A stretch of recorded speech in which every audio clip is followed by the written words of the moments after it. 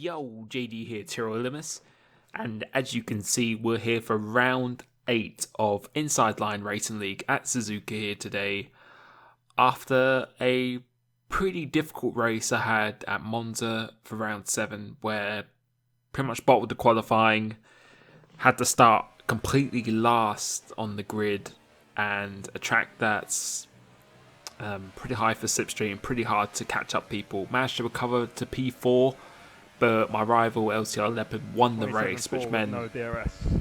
I'm now 20, 23 points really behind him now, I believe so. Actually, no, it's 20 points behind, so got a lot to do in this race, and that meant I needed to really solidify my grid position. See, this is going to be a soft to medium strategy where you could go on the super softs, but they go off very, very quickly. So it's another one-shot qualifying, pretty much. Again, which quite a lot of the races are this season.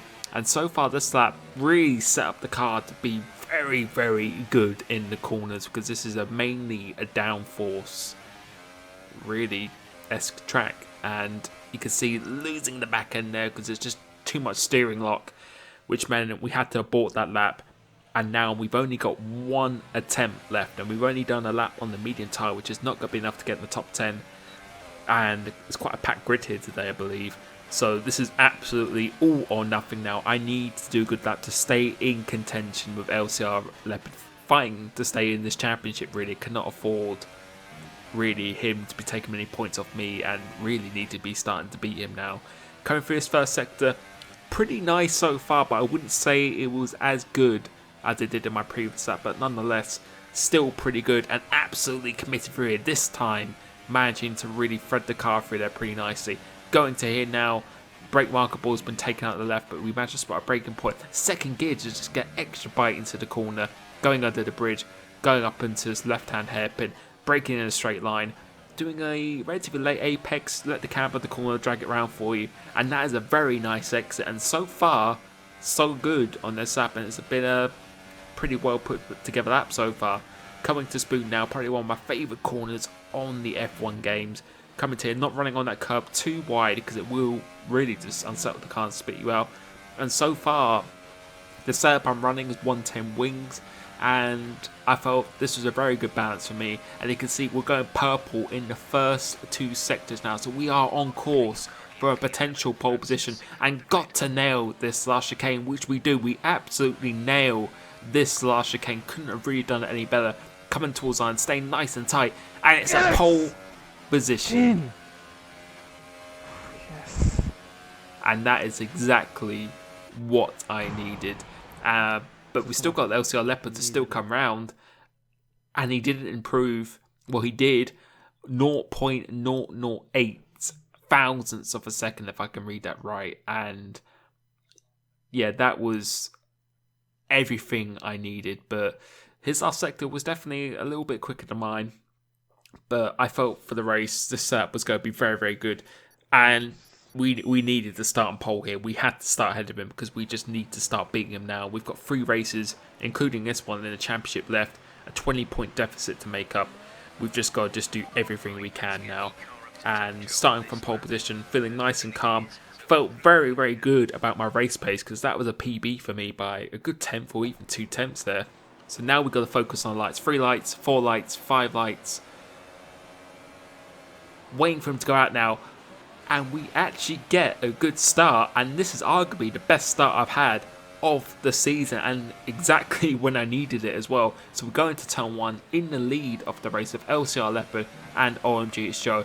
And the setup I had on, it just felt so good in the corners. You can see already, we're just pulling away, and I wasn't expecting it to be that good on cold tyres really, but you can see straight away I'm able to push, and I'm turning up to rich and hot that now, because I felt there was a chance that I could actually get out of DRS, because if I could get out of DRS, I thought I could maybe run away with this race. You can see the gap is about 6 to 8 tenths now. You can see by the minimap there's a little bit of a gap behind me. Coming into this hairpin now, trying to get a nice exit of this once again. Leave it in rich and hot lap, putting it into overtake just to get extra squirt of straight line speed. And you can see by the minimap, we're actually eking out a little gap here, going through Spoon, just throwing it in as much as possible. And as I said, my setup was very, very good in the corners, but something that is going to become a little bit evident later on is perhaps maybe the straight line speed wasn't optimal. And you can see how much of a gap I've actually got in this first lap. It's pretty crazy, 0.8 of a second, but it looks certainly a lot more than that. But coming into chicane now, spotting the breaker point, you can see the arrows now actually come back into view here, which suggests Leopard or the others have just got a little bit more of a slippery car on a straight line than me. Coming across the first lap for 31.7, that's a very good first lap. And now he's actually close back in within DRS again. And yeah, it's just going to be very, very hard. I really needed to get out of DRS on that first lap in particular. But now skipping towards the end of lap 3 now, and I can confirm he managed to stay in my DRS pretty nicely. Managed to eke out a little bit of a gap from the guys behind. But you'll be able to see now, coming across the line, he sets the quickest lap of the race. He's quite far behind, but I decide to not really fight this into turn 1. And yeah, maybe I should have made it a little bit more difficult, but you know, he had some very good straight line speed there. I felt I would have really been wearing out my tyres and wasting energy really just doing it when we've still got 23 laps of this race to go. So he's got a quick car on the straight line.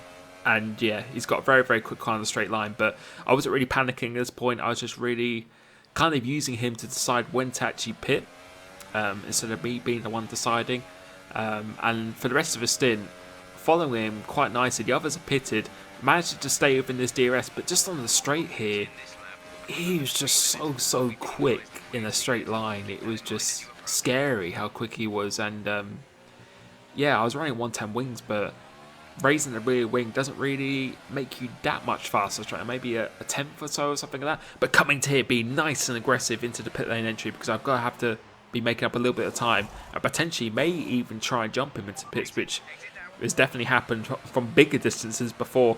But he comes out just ahead of me, and we've got the freshest tyres in the field now, and it's just a case of just going to the end of the race and being whoever can be the most consistent.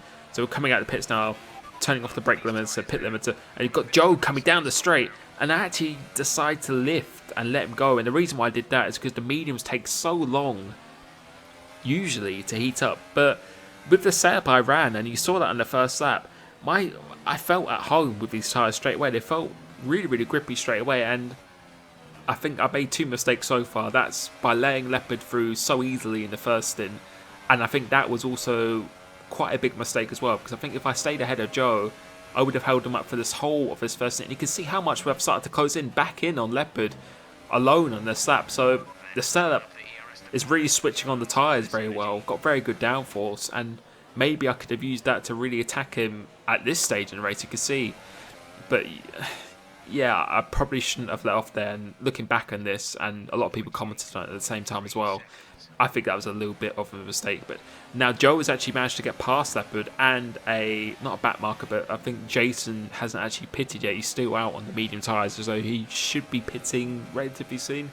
But you can see, particularly through this corner, these 2 corners, this is where I was making up the most out of time. This change of direction I had with the setup and the back end still being relatively planted, it was a very, very nice experience. Turning a little bit too early there, but a very, very nice experience. But I was just starting to suffer a little bit, just particularly in that sector 3, as Leopard now goes down the inside of Jason, who probably isn't going to be fighting this too hard, which he actually does. He actually puts up more of the fight than I was actually expecting. Putting it to hot lap and Rich here, trying to get some sort of a slipstream, pin it back down to lean and no ERS, and going through here, just trying to pick my moment, going through on Jason. Now we're right behind LCR Leopard, and now let's see what the straight line speed is like. So we're using 110 wings. I think anything lower than 1.9, you're going to be having a little bit of a problem around here. But we're slowly gaining in, but we're not gaining absolutely massively, not as much as I was expecting. So a little bit disheartening, but I didn't let that discourage me too much. Coming over here, we've got the DRS line. Let's see what it's going to be like in the straight line here. And I know you can definitely overheat your engine a little bit, but I was running lean and no ERS quite a lot, so I wasn't expecting to be suffering of engine issues. And normally I don't suffer of it, even though I rev it out in 7th gear and rev out the gears quite a lot.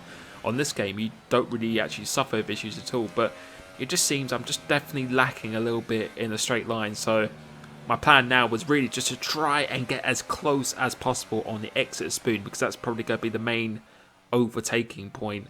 And he's so quick on the straight.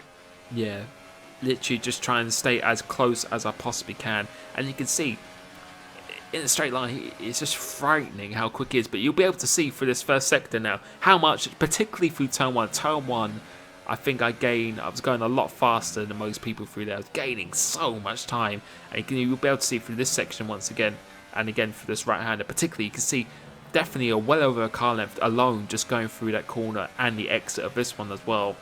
So I just really needed to be on this bumper coming out of the spoon. And if I could do that, then there might be a good opportunity to, although there wasn't much of a slipstream and definitely a deficit in the straight line, there should be enough of a slipstream pickup to at least try and challenge into that hairpin and then get the DRS in the main straight. That was really my main objective, really.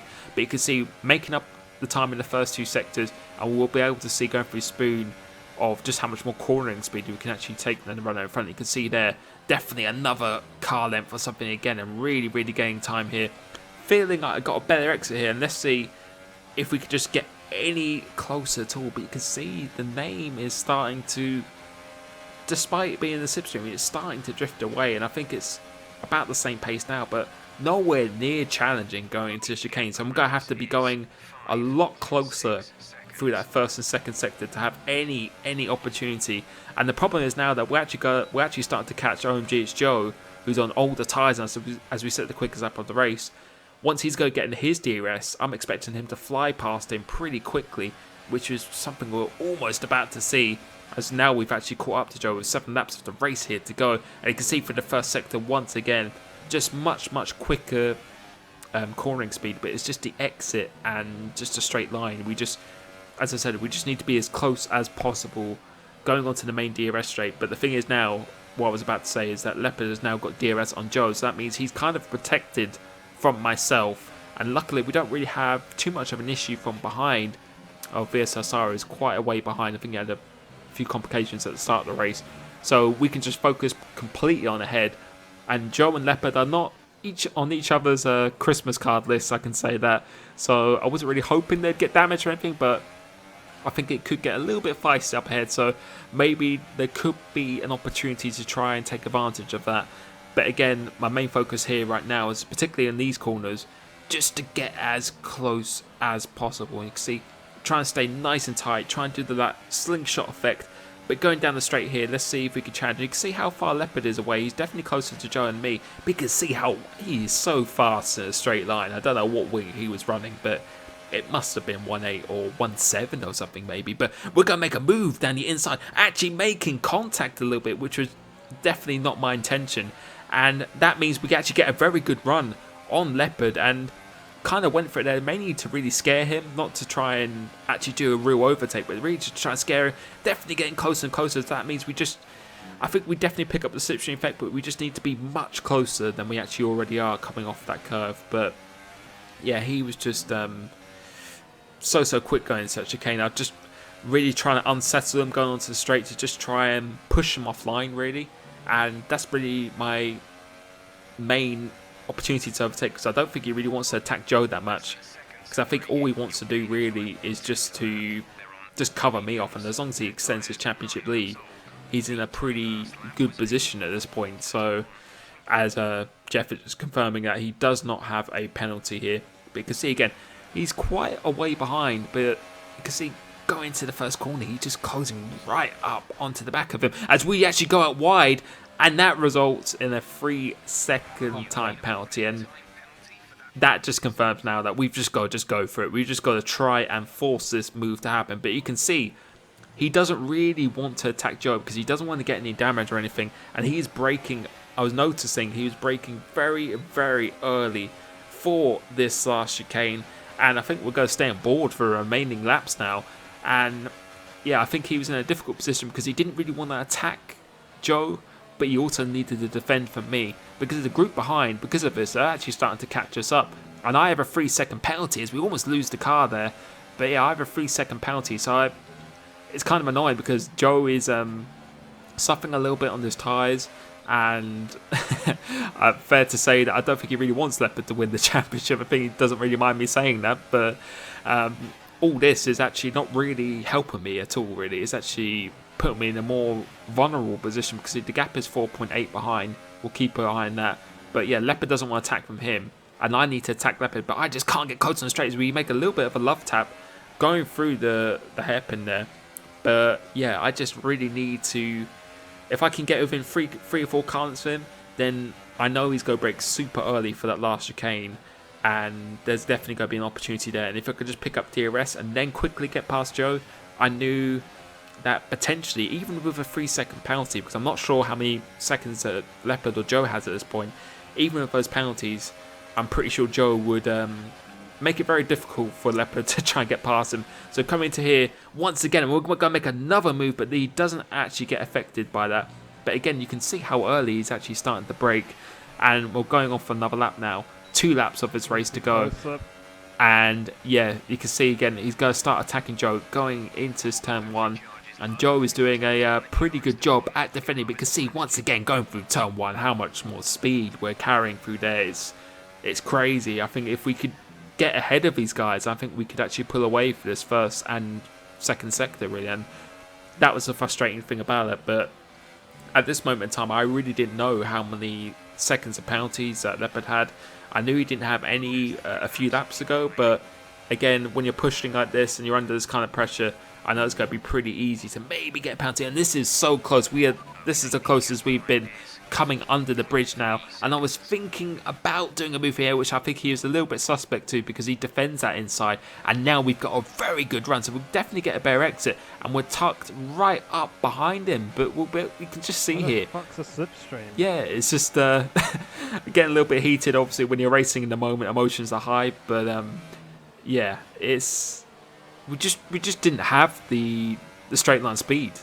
As simple as that. And this is the closest I've been definitely for a good long while now, and you can see we're drifting away. We're not getting any closer at all, and we're actually losing time here. So again, gotta think about going down, moving inside. And this time he leaves more room, and we're gonna try and get a good exit once again. But his traction is very, very good because we are on the same freshness of tyres as well.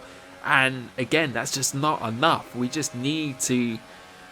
Something needs to happen, and yeah, we're going to need almost a miracle now to try and beat him in this race. But again, staying nice and tight. And my objective now, again, it was just to try and scare him and put on the as much pressure as possible. But with the dirty edge just going a little bit out wide, we're going for his left-hander. You'll be able to see for this right-hander again, once again, is a big difference.